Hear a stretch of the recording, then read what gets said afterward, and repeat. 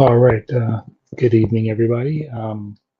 Slight change of plans at the end of this week. We were supposed to have Sweeney Boo on the show to talk about, her work and stuff, but we had to reschedule, so that'll be Tuesday. But in the meantime, this evening, I have a interview with writer Alex Pagnadel that I did earlier this week. During the day because he lives across the pond.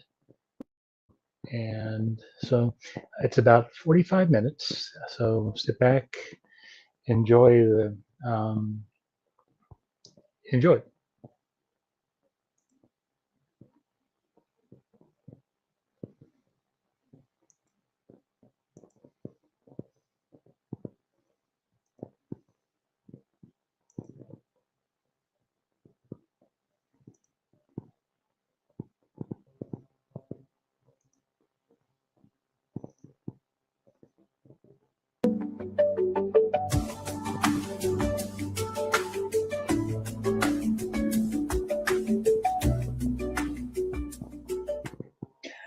Welcome to this episode of the Comic Watchers. I'm Chad. I'm flying solo today because our guest is across the pond, as I guess they say, and so to better suit his time frame than we're doing it earlier in the day.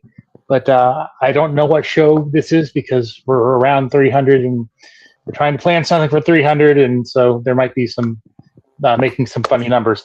But enough about that. Let me bring in our guest, Alex Pagnadel, who is continuing to work his X-Men work. He's going to be writing the new Cyclops miniseries. So let's bring him in, find out what he's been up to since we last chatted in August of 2024. Wow, it's been a while.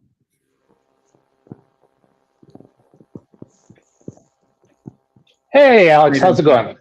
Very well. Thank you so much for having me. Oh, thanks for taking the time to out of your schedule. I know not only are you working, but you're also a family man. So, Sorry, he's reasonably self-sufficient. I've got him downstairs with a big knife. He'll be fine. Okay, good. Well, so I know, like I said, we chatted in 2024 when you were getting ready to begin your Sentinels run, and you were doing the X-Men Infinity comic. What have you been up to since then? And before we get into talking about your latest project. Thanks. Yeah. So Sentinels came out. Very proud of that. I ended up doing a pretty kind of solid year and some change on the Infinity comic. I don't know if I think it's either me or Anthony Oliveira who kind of holds the record for the most number of Infinity comics. I think it's Anthony probably just nudges it, but I did a lot. And then it's sort of, I did a two-hander with Tim Seeley, and that was all great. Ended up doing a ton of them with the wonderful, the lovely Philip Seavey. So yeah, that came out, and had a Dormammu one-shot that was very well received. Really enjoyed doing that. Sort of a London-based cosmic horror. Did a bunch of stuff for DC, mainly in the sort of Flash realm. So, Cy Spurrier brought me on board for a couple of sort of short minis and sort of Flash annuals and that kind of thing. So I got to sort of very much like ride pillion with him while he was doing that.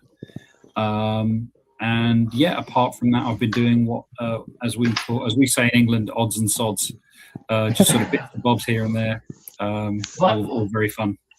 I got kind of excited. Then I got confused. It's like, oh, he's doing the Ultimates year 2, and it's like, oh, wait, they're ending the Ultimates. Yeah. So I got to co-write an Ultimates one shot with Dennis Camp.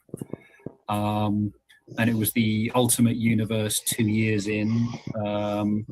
and it was basically a sort of Ultimate Guardians of the Galaxy story. So the brief there was to sort of, Dennis said, how do you fancy writing something that sort of spans thousands of years, and you get to introduce a bunch of sort of Marvel characters in sort of different interesting ways? I said, yeah, that sounds great. So we came up with all sorts of interesting sort of ultimatized spins on characters, like Modos, mental organism designed only for sorcery, who's like a combination of MODOK and Doctor Strange.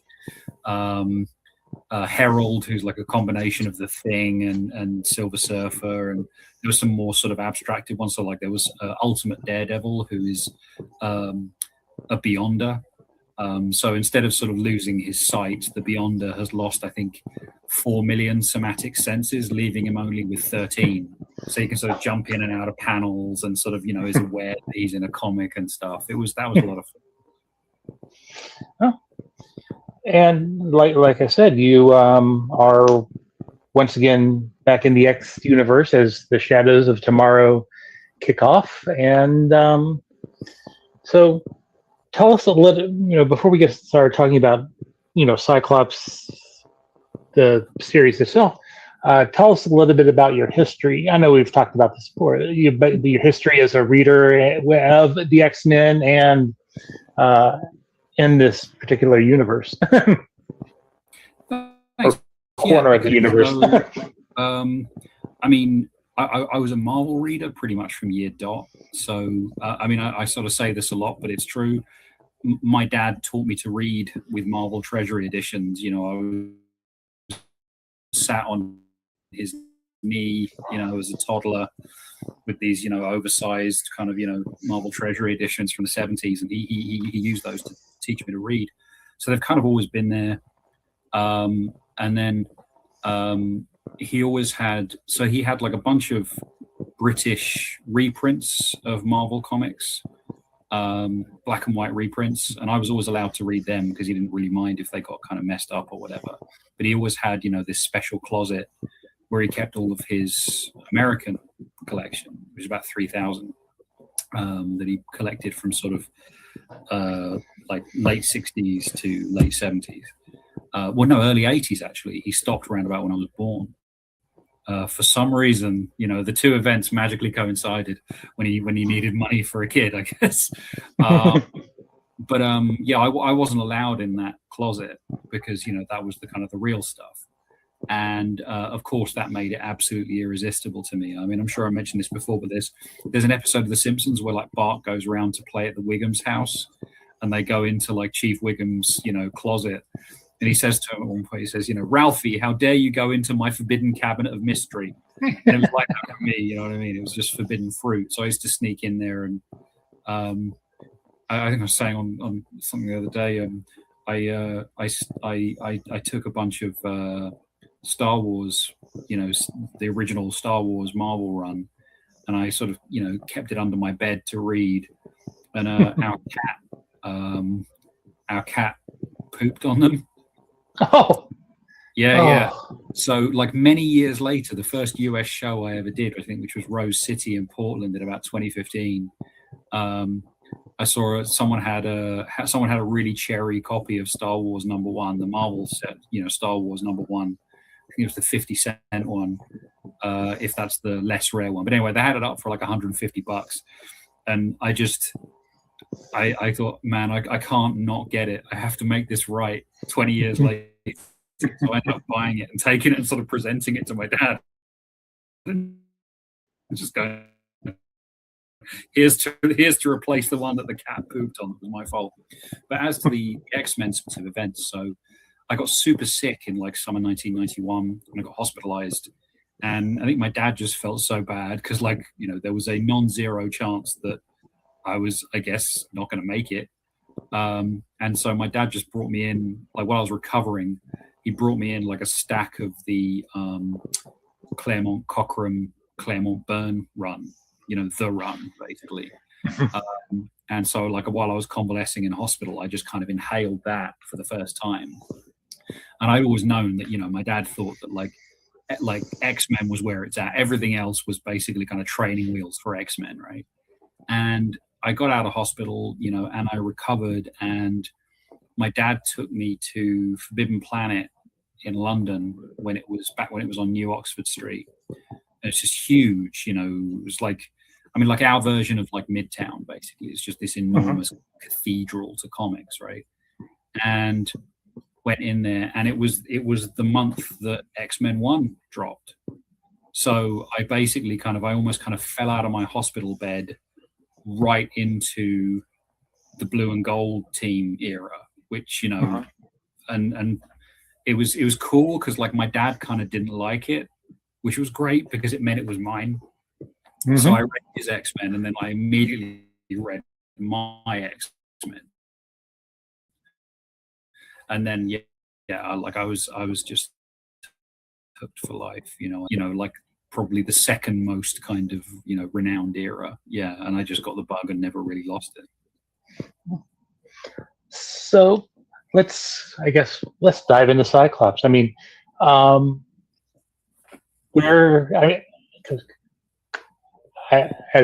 not X-Men is not, I guess, my thing. But I know generally what's, you know, been happening. There was the whole Age of Revelation, and then they're back now that they're back in the present.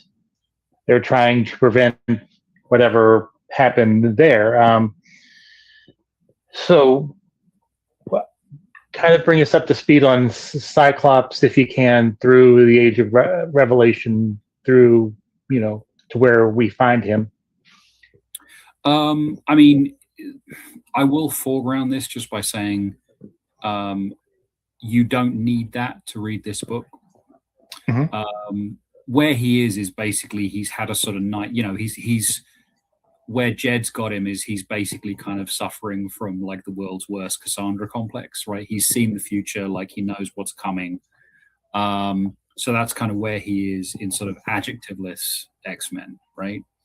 But in our book, I mean, I had a very, very early conversation with Tom Brevoort about it, and I said my dream for the book is that it's going to be an evergreen. So an evergreen in the same way that something like, and I know this is like a lofty ambition. I'm not saying I'm going to achieve it, but it's, you know, you got to aim high.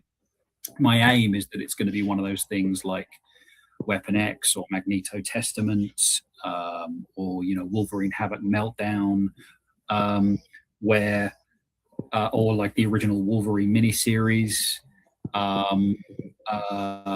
where you're going to be able to pick it up off the shelf in 10 years and it's still going to be self-contained, it's still going to make sense, it's going to be cohesive, and it's going to have a beginning and a middle and an end.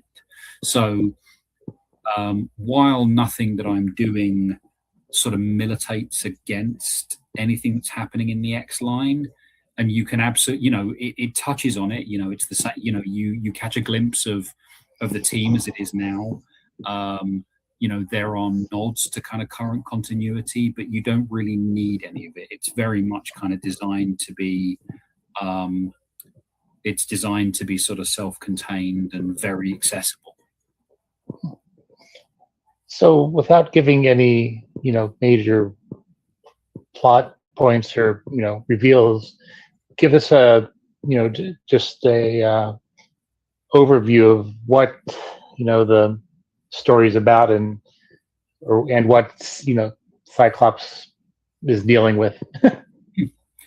Okay, so I mean, broad strokes, Cyclops is basically away on a solo mission, and a very personal solo mission.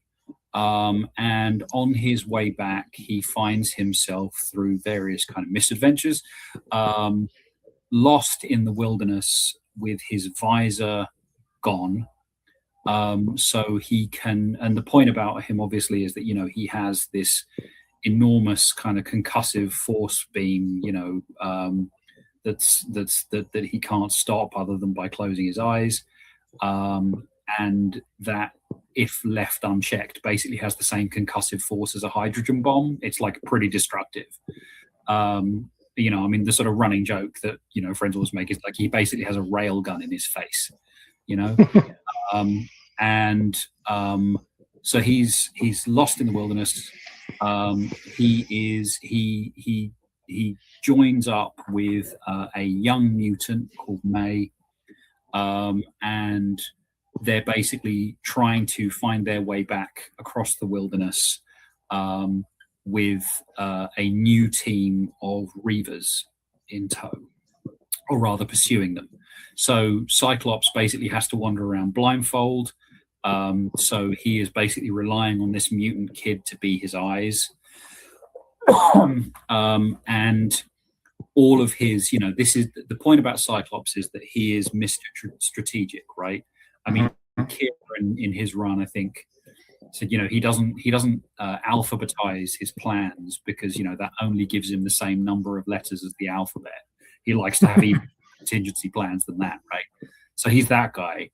And this takes all of that away from him because he is relying on someone else to basically see for him. And his usual stratagems can't be employed. So you're basically sort of seeing him at his most vulnerable, but something that has been touched on before, but we're trying to sort of, tease out more than it usually is the fact that, he really does have, for want of a better expression, a wild side. So there are various kind of nods to this, so if you look at the kind of, there are some conflicting accounts of his origin, depending on what you read, but, it's broadly agreed upon that, he bailed out of his parents' plane with Alex and was found by local law enforcement and taken to an orphanage at some period of time later. And, I was sort of discussing this with Tom. I thought, well, it'd be kind of fun if they were, and this is all headcanon, I don't sort of refer to this explicitly, but like, wouldn't it be fun if they were actually missing for quite a while? And then that obviously raises the question, Scott as the older brother, what did he do to keep himself and Alex alive?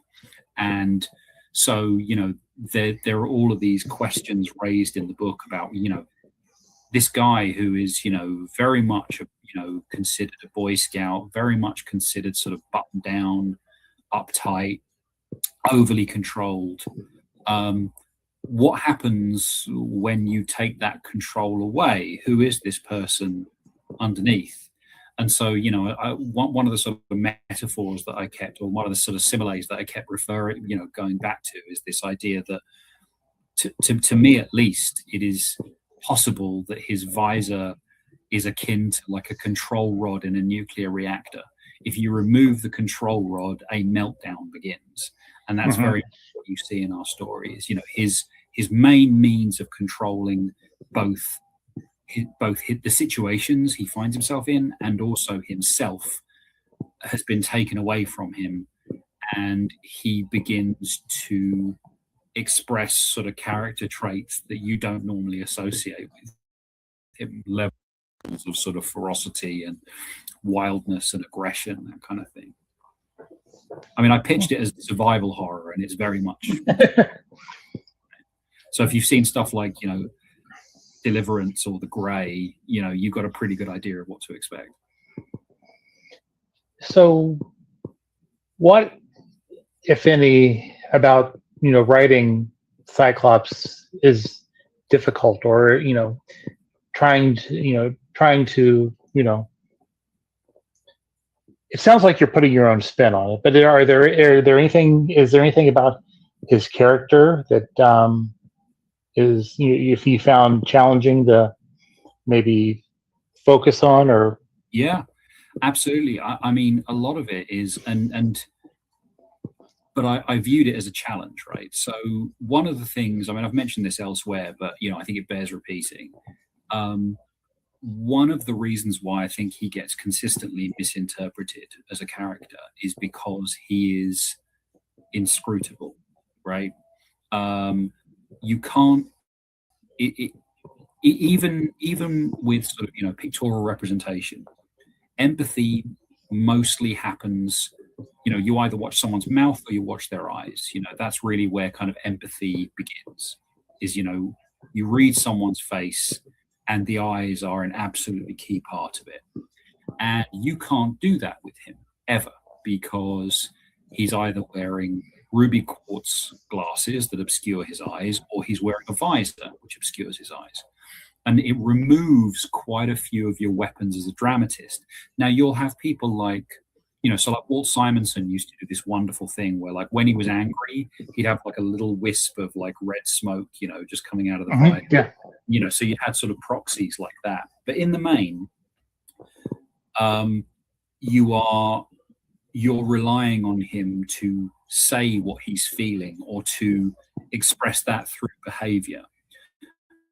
But you can't do a lot of that kind of, emotional acting that I think is, is key really to sort of building empathy with the character. So I think some people, I think, bounce off him for that reason. They might not be aware that they're bouncing off him for that reason, but they are. But to my mind, no. So if I'm doing a book with him solo, right? So the easy thing to do is to give him internal narration, because then you've got a window into his thought processes, and that's fine. And then you don't necessarily have to do the kind of hard work of establishing sort of an emotional connection through sort of other means. I didn't want to do that because I thought, because I was talking to some people about it. I was tempted to initially, and I had a word with some fellow pros, and they strongly advised me to lean away from internal narration, because it's much more interesting to just follow him in terms of his behavior.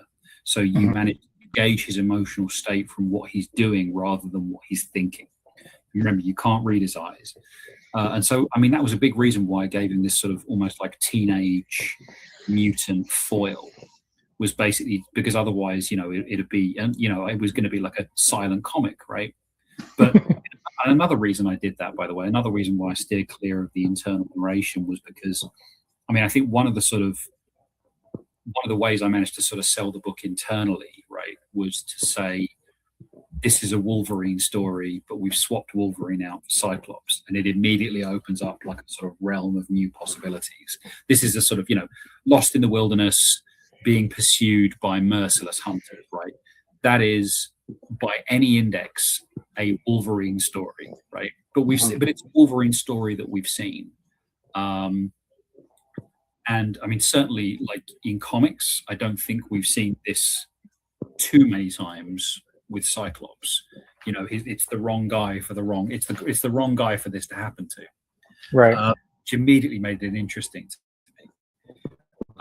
So I took away narration, and so now you just have interactions with this kid and these terrible things that he's doing to survive, basically, to read his thought processes. And it was challenging, but it was a lot of fun.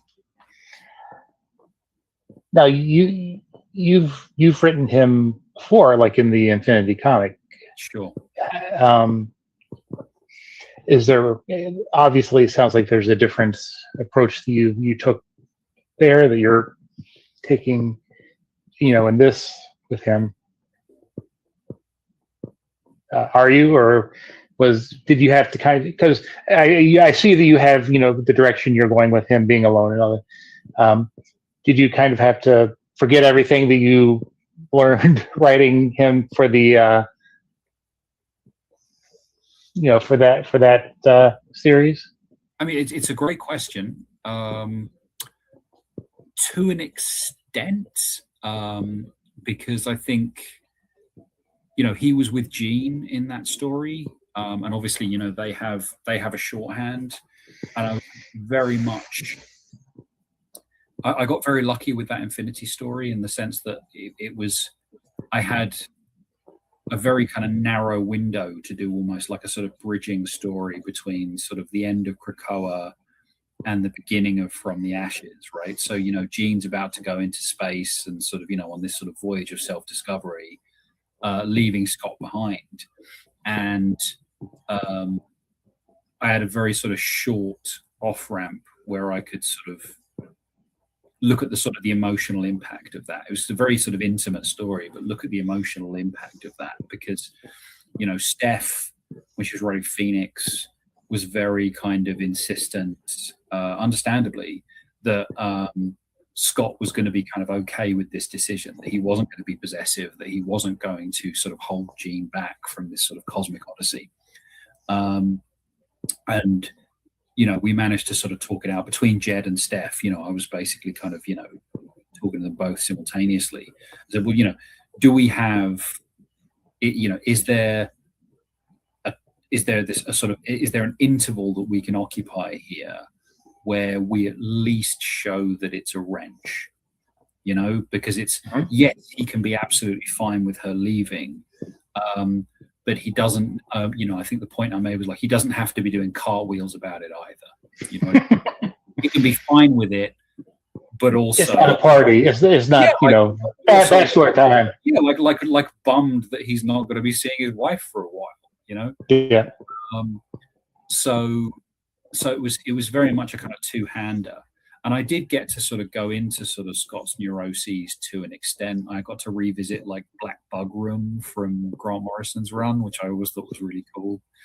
And I also, I mean, if memory serves, I think I used sort of omniscient, like third-person narration as well, so that did a lot of kind of heavy lifting. But with this, it was so I didn't have to kind of unlearn it. And I think I've sort of carried on some of those. I still think it's the same. I mean, sorry to kind of go into sort of a wider theme, but I've been thinking about this a lot, right? Because this is the first time I've kind of engaged with a character who has, on a sustained basis. I've done like Spider-Man one-shots and everything, and you get like there's a peak of interest, and then, you know, because you're only doing one, it kind of dissipates. But this is the first time I've kind of dealt with a character who has a really passionate and engaged fan base, who have a very, very definite idea of who this guy is, right? And some of those perspectives are like mutually exclusive, right? So even if I were to just take every one of them on board and go, yep, some of them are mutually exclusive. Because, you know, there are certain areas that they think, oh, well, that's the authentic Scott, and then there are other people, and, you know, nobody's wrong, because it's just, you know, there's always an era that kind of speaks to them, and, you know, I tried to sort of almost sort of do the sort of the Morrison Batman thing of just going, okay, what if all of these eras are equally canonical? There is no contradiction. That's just who this guy is. And the theme that I kept coming back to again and again and again was duty. So it doesn't matter whether he is, you know, a sort of button-down bureaucrat or a mutant revolutionary who's, you know, prepared to cross ethical lines that he hadn't considered before, whether he's most closely aligned with Xavier or whether he's more closely aligned with Magneto, you know, and all the sort of pendulum points in between. The through line is that he is always what he thinks his people need him to be in that moment. And so that was really the kind of continuity that I was kind of trying to work with, is, you know, this is a guy who is absolutely driven, almost single-mindedly, by the survival and flourishing of his people.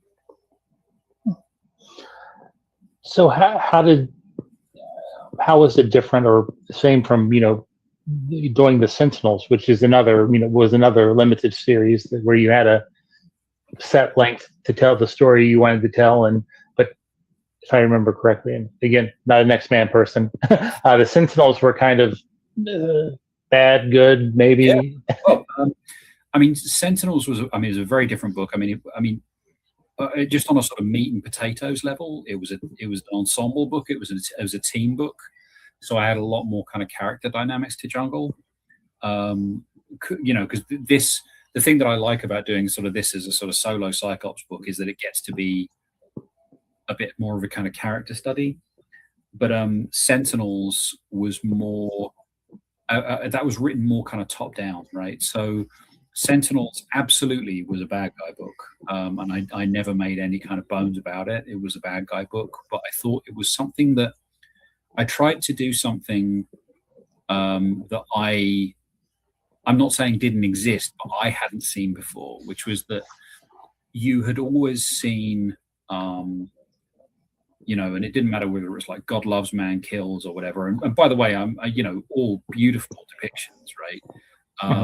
Beautifully kind of rendered and wonderful kind of characterization. But my abiding memory of a lot of kind of anti-mutant sentiment is that it's should I put it like emotive prejudice? So, the antagonists that the X-Men would be handling were people who are sort of passionately and vociferously anti, was something closer to like the banality of evil, which I think, not to sort of stray too far, but like I think, it's like, I mean, the term I think was coined by Hannah Arendt, who was sort of talking about the Holocaust, right? But the banality of evil, in the sense that the Sentinels, the people who are kind of hunting mutants. The thing that I wanted to kind of reinforce was that they don't really hate mutants. They just punch in. You know what I mean? They punch in and they punch in. It's a job. I wrote a kind of diner scene where the leader at the time of the sort of Sentinel troop is having breakfast with his son, and they have a mutant waitress and visibly mutant waitress, and he's telling his son not to stare because mutants they have a rough go of it, and his son's wearing like a Dazzler t-shirt and stuff, and this is not someone who has a problem with mutants, but so much evil, and I think that was kind of what I was trying to explore with it, was so much evil in this world is conducted by people who basically hide behind bureaucracy. So I don't hate these people. I'm just doing my job. I'm just following orders. Sentinels was a book about people who were just following orders, and I hadn't seen that before, so I thought that was a story worth telling. Whereas with this, the antagonists are the Reavers, and once again we are in radicalized, vicious anti-mutant sentiment. But we have a new team of Reavers in this one. It's still led by Donald Pierce, because the Reavers without Donald Pierce is like a day without sunshine. But these are young people who have been sort of radicalized during the Krakoan era, and wanted to kind of get back to that idea that, because you've had various kind of iterations of the Reavers over the years. There are sort of ones that were created by nanotech, and ones that go to sort of Spiral's body shop, and but I wanted to kind of get back to that visceral idea of and the sort of the central paradox, right, which is that these are people who are so passionately pro-human that they will have all of their humanity removed and replaced with robot parts so they can hunt mutants more effectively. So, the hypocrisy of that, they're so passionately pro-human that the first thing they throw away is their humanity. And so, you kind of see that in the first issue, you kind of see that surgery taking place. And I wanted it to be, I said, can I make this really visceral? Like, I don't want this to be, like a Tesla factory. I want this to be, Donald Pierce is there with a bone saw. Can I do that? And they said, yeah, sure. So, yeah, it's quite unpleasant. So speak about a little bit about the who you're working with, art wise and on coloring and. Yeah. Okay, so art-wise, I am working with the fabulous, the inestimable Roj Antonio, who, and I said this before and I stand by this, whatever you think of what I've done with this book, I would lay money on Roche being one of your favorite ex-artists when the book's done. He's just crushed it in ways that you always hope for a sort of level of like creative synergy when you're working with someone, and Roche has just delivered beyond my wildest dreams. And it is just that thing of that every now and then you work with someone and it almost feels psychic because they're just absolutely picking up on what you are trying to communicate, and then they just take it further than you ever imagined. Rose's done that, I can't wait to see what he does next. And on colors, we have Fernando Cifuentes, who I don't think I was familiar with his work before we started this, but he's just really kind of leaning into like a native palette in a way that I didn't think was going to be possible for this book, but has absolutely just enhanced it. I mean, funnily enough, so when we put up the preview pages, Eric Canetti just messaged me and said, "Who did the colors?" And I said, "Oh, it's Fernando Cifuentes." And just I just got this lovely message from Eric. So, please congratulate the whole team. But yeah, those colors are spectacular. So, all the right people seem to dig it. But yeah, no, it's a dream team, and I'm being edited by Darren Shan, who I've worked with many times now, and also recently Lauren Amaro, who Lauren and Darren basically kind of got me into Marvel in the first place about 5 years ago. So it kind of feels it's like getting the band back together. It's great. Yeah. And just briefly, how I know you have a Carnage run.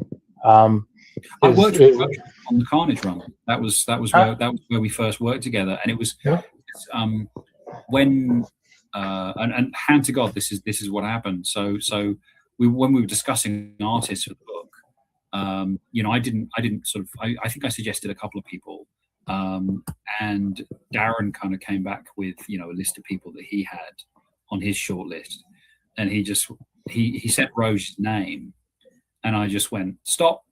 Yeah, we're done. That's we're good. We're good. So as soon as you meant, because I did, I think 2 issues with Roche, and he pushed the kind of horror elements that I was going for, like way further than I thought we were going to be able to. And so I'd already kind of filed him away, sort of in my mental Rolodex. Like I'm working with that guy again, and here we are. So as we kind of start to wrap up, anything else about the book that you want to make sure people know about, or? It's great. That's a good thing to know. No, I'm desperately proud of it. One thing I will say, and again, I've said it elsewhere, but I think it bears repeating, is, I know a lot of people are very passionate about this character, and I certainly wouldn't want to do any injury to anybody's conception of who this character is. But all I will say is, I would not presume to claim that this is the definitive take on Scott Summers. All I'll say is it's my definitive take, and I am fiercely proud of it. And I think if people read it in the spirit in which it's intended, I think they're really, really going to enjoy it.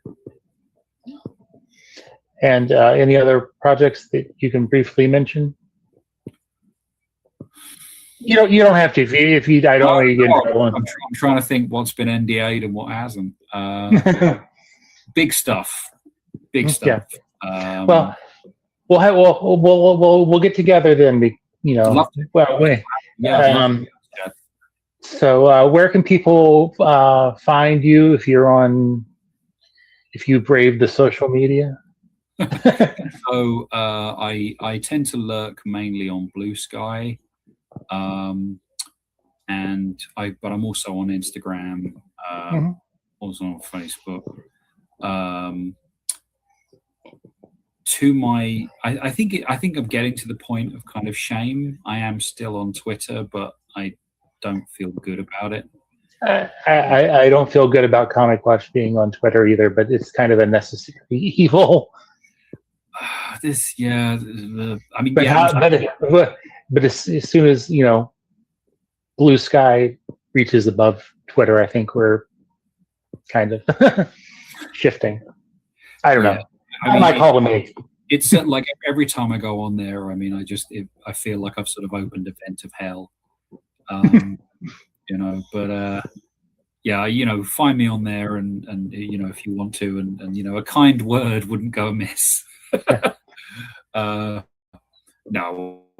No, people are very nice, but yeah, no, it is.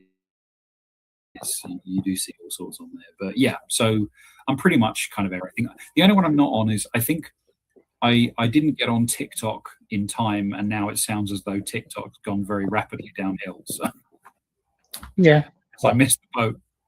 That's okay. But again, thank you for taking the time today to chat. No, thank you so much for having me again, Chad. I really appreciate it.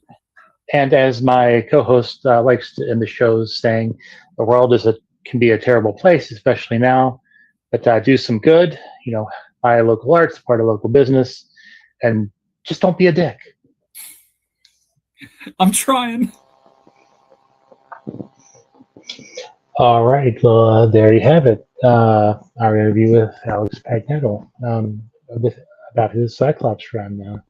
Hope everybody enjoyed it. And just a reminder that we'll be back. Imagine being able to build an app with your name on it just by thinking about it. Platform.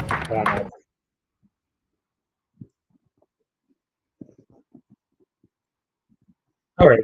Well, sorry. First time I've ever done something like this. So again, we'll see you Tuesday, and have a great evening.